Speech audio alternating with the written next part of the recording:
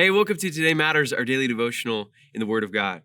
And so far this year, we've been going through the Psalms. If you've been following us in 2022, you know that we've been going through the Psalms in the Old Testament. And today we're going to be in Psalm 15. And this is a Psalm of David. It's a very short Psalm. And before we read it and read a little bit of it, have you ever thought to yourself, maybe of another Christian that you looked up to in the past, or maybe somebody who's spoken into your life as you've been attempting to follow Jesus?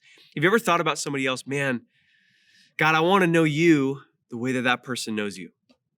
And maybe you've had that desire before. I can think of myself. I thought this way about my parents growing up. I'm like, God, I wish I knew you the way that my parents did. I wish that I had the same prayer life as they do. I wish that, in my actions, that I was as holy as they are, And for me, for a long time, that was my model of saying, God, that's what it looks like to me to have fellowship with you.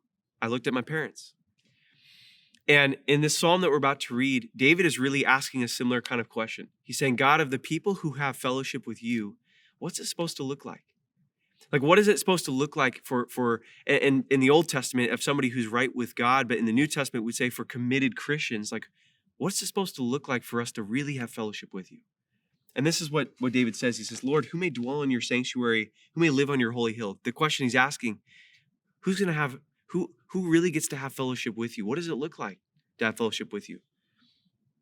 And the list that he gives, as he's listing out some of the character of people who really have this intimacy, this fellowship with God.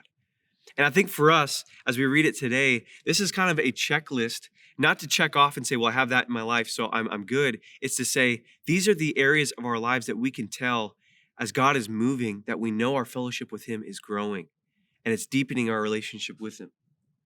So this is what he said. How do we really know if we have that fellowship? Well, he or she whose walk is blameless and who does what's righteous. He starts with our character and he says, well, committed followers of Jesus who actually have fellowship with God, have intimacy with God. He's like, their walk is blameless. There's nothing that other people can say about them. Think about that. That's what that means. He's like, there's nothing that other people could say. They walk the walk, they talk the talk. Everything that we can see from the outside or everything we experience from that person is them following Jesus. And he says, and who does what's righteous. Their internal character, he's like, they want to do what's right. They want to do what's right. Goes on to say, who speaks the truth from his heart and has no slander on his tongue. New Testament says, speaks the truth in what? In love. And has no slander on his tongue. And he expands on that. He says, not only is it no slander on his tongue for other people, but he does his neighbor no wrong and casts no slur on his fellow man. The only thing that he really despises is a vile man, but honors those who fear the Lord.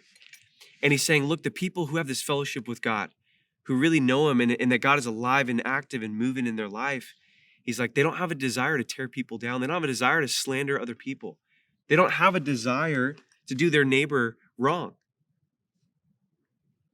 And ultimately, they want to honor those as well who are fearing the Lord. And he goes on to say, the people who keep their oath, even when it hurts. They tell the truth. They keep the oath even when it hurts. They lend money without interest or demanding some kind of return. And they don't accept a bribe against the innocent. And he says, look, in all of these areas, this is the fruit. And he said, this is what it looks like for you to have fellowship with God and a fellowship that is changing you more into his image. We call that progressive sanctification. And he says at the end, this is what David writes, he who does these things, they're not going to be shaken. They'll never be shaken. And he says, look, for you to have a committed relationship with Jesus, with God, we have to be growing. But if we want to know if we have fellowship with him, he says, look at these different areas of your life. In your walk, is it becoming blameless? Are you following God more? Do you do what's right? Do you have a desire to do what's right? How do you treat other people? Do you care about the things that God cares about? And he says, and for those people that are growing in those areas, he's like, that's a faith that's not going to be shaken.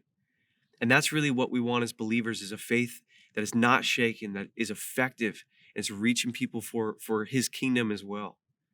And ultimately, that kind of faith is what helps us make today matter.